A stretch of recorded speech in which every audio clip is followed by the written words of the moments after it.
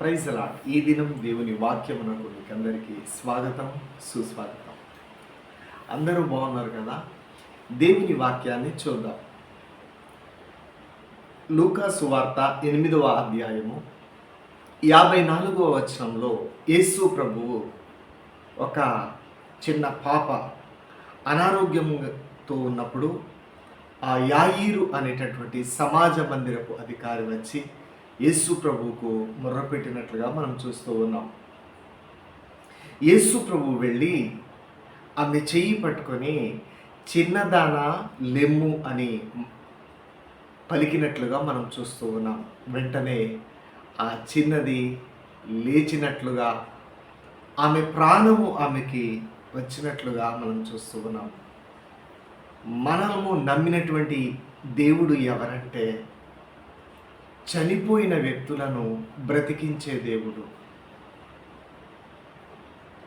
నడవలేని వారిని నడిపించే దేవుడు, పడిపోయి ఉన్న వారిని లేవనెత్తే కృపగల దేవుడై ఉన్నాడు, శక్తిగల దేవుడై ఉన్నాడు.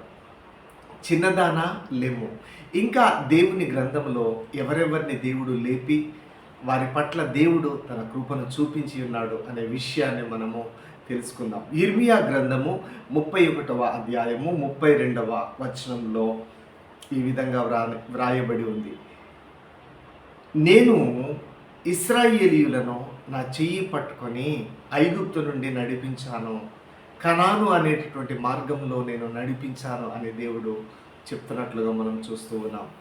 ఇశ్రాయేలీల చెయ్యి దేవుడు పట్టుకొని వారిని ఐగుప్తు దేశం నుండి, అనగా బానిస చీకటి గల ఆ పరిస్థితి నుండి విడిపించి వారిని కనాను దేశము నడిపించినట్లుగా మనం దేవుని వాక్యంలో చూస్తూ ఉన్నాం. ఈరోజు దేవుడు ఎవరెవరిని లేపి ఉన్నాడు అని దేవుని వాక్యంలో మనం చూసినట్లయితే, మొట్టమొదట మార్కు సువార్త 1వ అధ్యాయము 31వ వచనంలో యేసు ప్రభువు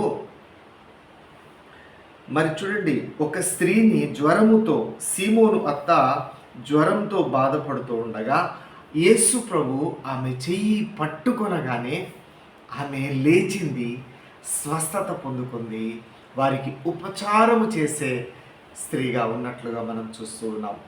మనము నమ్మిన దేవుడు ఎవరంటే, జ్వరంతో బాధపడుతున్న నిన్ను కూడా దేవుడు ముట్టి నిన్ను యేసు ప్రభు తాకి లేవనెత్తి నిన్ను మరి దేవుడు బాగు చేయాలని కోరుతూ ఉన్నాడు.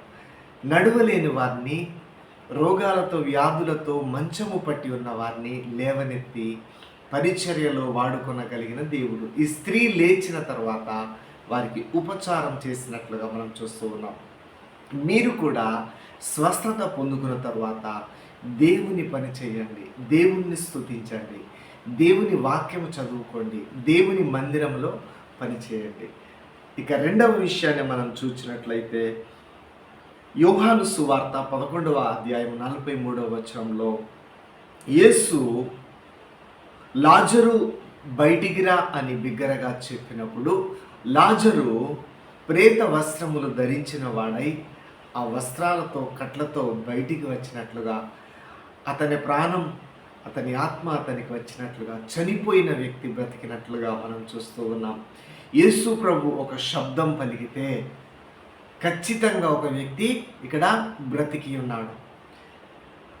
అలాంటప్పుడు చనిపోయిన వ్యక్తే బ్రతికినప్పుడు, బ్రతికి ఉన్న మనం ఈ చిన్న చిన్న బాధలు, ఈ చిన్న చిన్న కష్టాలు, చిన్న చిన్న అనారోగ్యాలు దేవునికి మనం చెప్పినప్పుడు దేవుడు మనకు బాగు చేయడా, దేవుడు మనలను లేవనెత్తడా? మనం నమ్మిన దేవుడు ఎవరంటే చనిపోయిన వారిని బ్రతికించే దేవుడు, జ్వరంతో పడి ఉన్న వారిని లేవనెత్తే దేవుడు, బానిస సంకెట్ల నుండి ఇశ్రాయేలీయులను ఐగుప్తు నుండి కనాను నడిపించిన దేవుడు. మన దేవుడు చనిపోయిన వ్యక్తులను లేపడం అంటే అద్భుత కార్యాలు చేసే దేవుడు. పునరుత్థానమందు కూడా క్రీస్తునందు మృతులైన వారందరూ కూడా ఆయన లేపబోతూ ఉన్నాడు. కొంతమంది జీవ పునరుత్థానానికి, కొంతమంది మరణం అనే పునరుత్థానానికి లేపబోతూ ఉన్నాడు. దేవుడు అధికారం కలిగిన వాడు. ఇక మూడవ విషయాన్ని కనుక మనం చూసినట్లయితే, మార్కు సువార్త 9వ అధ్యాయం 27వ వచనం. ఒక బాలుడు ఒక మూగ దెయ్యము పట్టుకొని చాలా అనారోగ్యం పాలవుతున్నాడు. అతని తండ్రి వచ్చి యేసు ప్రభువుకు మొరపెట్టాడు. ప్రభువా కనికరించు అని మొరపెట్టినప్పుడు యేసు ప్రభువు ఆ దయ్యాన్ని గద్దించినప్పుడు ఆ దురాత్మ ఆ బాలుణ్ణి విడిచిపెట్టి వెళ్ళిపోయిన తర్వాత దురాత్మ అతన్ని కింద పడేసి వెళ్ళిపోయిన తర్వాత అతను చాలా బలహీనుడయ్యాడు. అటువంటి పరిస్థితుల్లో యేసు ప్రభు అతనికి చెయ్యి పట్టుకొని లేవనెత్తాడట. అప్పుడు ఆ బాలుడు నించున్నాడట. మనం నమ్మిన యేసు ప్రభు ఎవరో తెలుసా?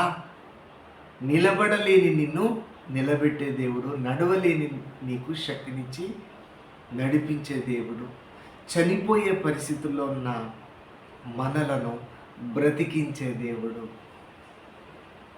దురాత్మలతో పీడింపబడుతున్న మనకు విడుదల ఇచ్చే యేసు ప్రభు, జ్వరాలతో బలహీనమై ఉన్న మనలను స్వస్థపరిచి మరలా మన కుటుంబ పరిచర్య, సంఘ పరిచర్య, ఉద్యోగం, వ్యాపారం చేసుకోవడానికి కృప చూపించే దేవుడు.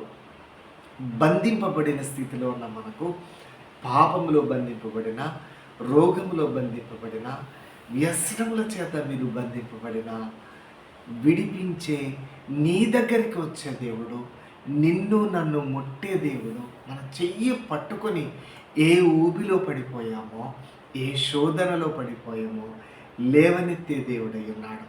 నిశ్చయముగా మనం ధన్యులం. యెహోవా తనకు దేవుడుగా గల జనులు ధన్యులు అని దేవుని వాక్యంలో వ్రాయబడి ఉంది. నిజంగా మనం ధన్యులం. ఎందుకంటే నిజంగా మనము యేసు ప్రభువుని దేవునిగా కలిగి ఉన్నాం. ఆయన ప్రేమగల దేవుడు, మన కొరకు ప్రాణము పెట్టిన దేవుడు, మనలను చూచే దేవుడు, మన కష్టాల్లో మనకు తోడుగా ఉన్న దేవుడు, మనకు నడిపించే దేవుడు, మరి మనలను బాగు చేసుకునే దేవుడు, శక్తిహీనమైన పరిస్థితుల్లో ఉన్నప్పుడు లేవనెత్తే దేవుడు, చనిపోయే పరిస్థితుల్లో నుండి అనేకమైన సందర్భాల్లో మనలను చావకుండా బ్రతికించుకున్న దేవుడు. ఇప్పటికే ఎన్నోసార్లు మనం చావు నుండి దేవుడు తప్పించాడు, మరణము నుండి తప్పించాడు, రోగాల నుండి తప్పించాడు, అనేక మంది స్త్రీలను రక్షించాడు. ఇక్కడ బాలికను రక్షించినట్లుగా మనం చూస్తూ ఉన్నాం, యవ్వనస్తుని రక్షించినట్లుగా మనం చూస్తూ ఉన్నాం, ఇశ్రాయేలు అనే దేవుని సంతతిని, సమాజాన్ని రక్షించినట్లుగా మనం చూస్తూ ఉన్నాం. తనను నమ్ముకున్న వారికి ఆయన విడిచిపెట్టే దేవుడు కాదు. నీ తల్లి అయినా నిన్ను విడుచును మరచును కానీ నేను నిన్ను విడువను. పర్వతములు తొలగిపోయినను, మెట్టలు తత్తరిల్లను, నా కృప నిన్ను విడిచిపోదని దేవుడు సెలవిస్తున్నాడు. కాబట్టి దేవునిని బట్టి సంతోషంగా ఉండండి. మన ప్రభు అయిన యేసుక్రీస్తును బట్టి ధైర్యంగా ఉండండి. మన విమోచకుడు సజీవుడు, బలిష్ఠుడు. మన దేవునిని బట్టి ఆనందగానాలు చేయండి. మన దేవునిని బట్టి మనం ధైర్యంగా బ్రతుకుదాం. మన దేవునిని బట్టి మనం సంతోషంగా బ్రతుకుదాం. ఏమి ఉన్నా, ఎన్ని కష్టాలు ఉన్నా, ఎన్ని బాధలు ఉన్నా, సుడిగుండాలు ఉన్నా, తుఫానులు చెలరేగిన, వ్యాధులైన, బాధలైన, మరణమైన, ఇరుకైన, లేమి అయిన, కరువైన, ఖడ్గమైన, మన దేవునిని బట్టి మనం సంతోషిద్దాం. మన దేవునిని బట్టి ధైర్యంగా బ్రతుకుదాం. మన దేవునిని బట్టి మనము నిర్భయముగా, నిశ్చింతగా బ్రతుకుదాం. గమ్యానికి చేరుదాం. అటువంటి దేవుణ్ణి మనం బాగా స్తుతిద్దాం. అటువంటి దేవునికి మనం బాగా ప్రార్థించేద్దాం. ఆ దేవుని మాట వినేవారుగా మనం ఉందాం. దేవుడు ఈ వాక్యము దీవించునుగాక. Praise Lord. అందరికీ వందనాలు.